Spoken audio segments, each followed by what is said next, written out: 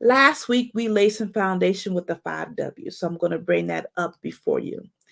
The 5 W's are highly important to understand because it gives you foundation into the word. So here we go over the 5 W's.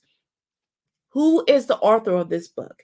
Now, there's no question among the scholars about the author, not even among different faith. Everyone understands and agree that Luke is the writer of the book of Acts, the letter, the epistle of Acts, and the Gospel of Luke. So the question mainly is, who is Luke? And we were able to find that in Colossians chapter 4, verse 14, where Paul lets you know that Luke actually was a physician and he sends his greetings to that community at that time. Now, that helps me understand why Luke wrote things the way he did, because in the medical field, when you're making those documentations, all the social histories, and all the things that you're documenting on, it is going in chronological order. And it is you are being an investigator because you're asking questions, you're getting more information, and sometimes you get information from friends and family. So Luke was able to gather his information from witnesses and, of course, the ministers at that time. So, to whom is this book written to? So, we understand clearly that this letter was specifically written to one person.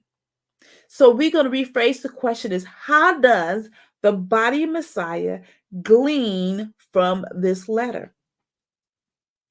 You have to figure out all the information that's going to be presented for you along this journey.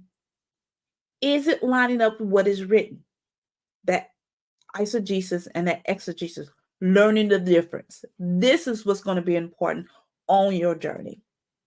When was this book written? So it's written around 62 AD. And the one reason why this date is there is because we know at the end of Acts, we do have Paul. He's actually on house arrest in chapter 28. But what is not in chapter 28 or chapter 29 or chapter 30 or anything like that is his trial, Paul's trial, nor the destruction of the temple in 70 AD. So we know this was written prior to that. Why? Now, we do not have the information about why Luke chose to write the letter to Theophilus, but I am in the mindset that Theophilus is a person who wanted to know this information. How do I know this is the Messiah? So he is a believer.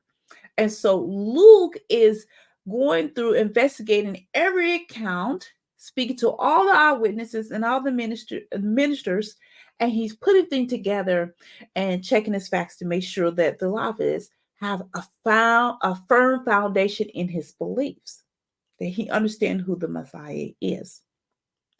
What division do you find in this book? Which is to me interesting because the non-denominational religious system basically has it as history. There's nothing wrong with that. I truly believe that, like I spoke before, that Luke, this Gospel of Luke and the Acts, since it is both written by Luke, should be side by side. So it should be Matthew, Mark, John, Luke, and Acts. I think it will give a better continuity of what is written. And so I think that would be much better.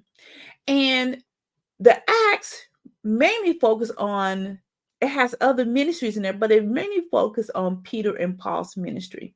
So as a person of the Jewish faith, they would not normally take a look at any of the New Testament.